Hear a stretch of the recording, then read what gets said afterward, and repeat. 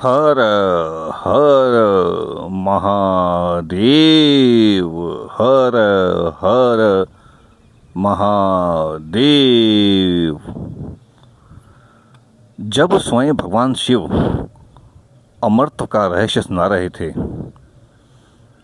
तब सुखदेव जी ने उसे पाने हेतु मृत्यु के भय तक को ललकार दिया। ज्ञान का पथ कायरों के लिए नहीं होता। जो सत्य के लिए त्रिशूल की धार से भी टकरा जाए, वही अंततः अमरत्व को प्राप्त करता है। कैलाश शिखर पर नील वसन, कैलाश शिखर पर नील वसन, जटा में गंग प्रवाहित थी।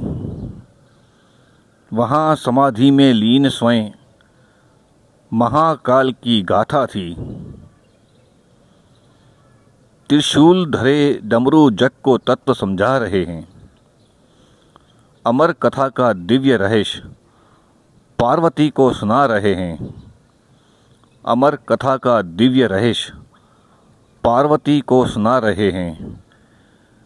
देवों से भी गुप्त वह वाणी, काल भी जिसे न जान सका। जीवन मरण के पार का पथ जो कोई विरला जान सका।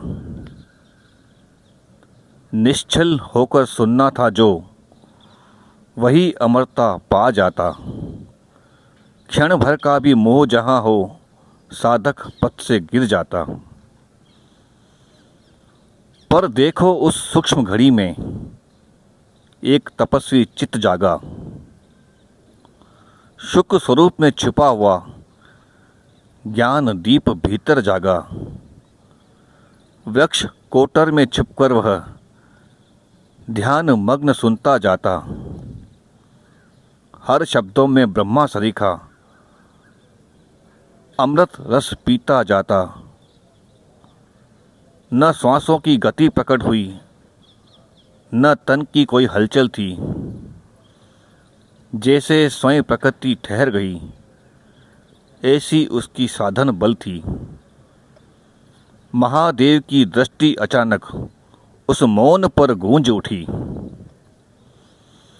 कौन सुन रहा है अमर वाणी, कौन सुन रहा है अमर वाणी। चेतना भीतर से उभरी। त्रिशूल उठा ज्वाला दहकी, त्रिशूल उठा ज्वाला दहकी। गगन स्वयं थर्राया था।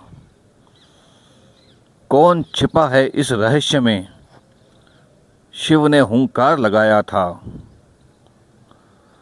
तुरंत उड़ चला शुक स्वरूप, आकाशों में छिपता गया।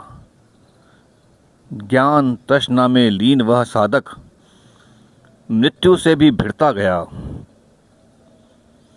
शिव के त्रिशूल की गति से भी जिसकी चेतना आगे थी, वैराग्य बल और ज्ञान ज्योति उसकी सच्ची अभिलाषा थी। भागते भागते शुक पहुँचे व्यास पत्नी के गर्भ गुहा में। वहीं छिपा वह ज्ञान व्रती काल भी ठहर गया उस छवि में।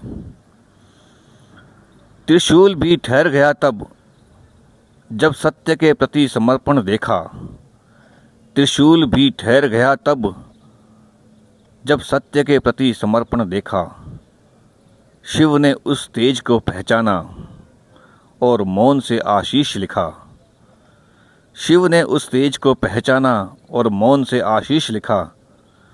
जन्म लिया फिर शुकदेव, जिनमें ब्रह्मा का प्रकाश जगा।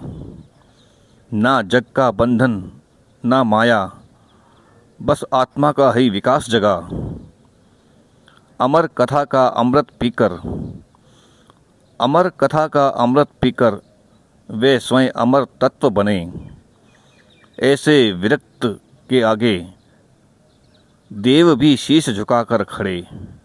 ऐसे वीर विरक्त के आगे देव भी शीश झुकाकर खड़े। हर हर महादेव।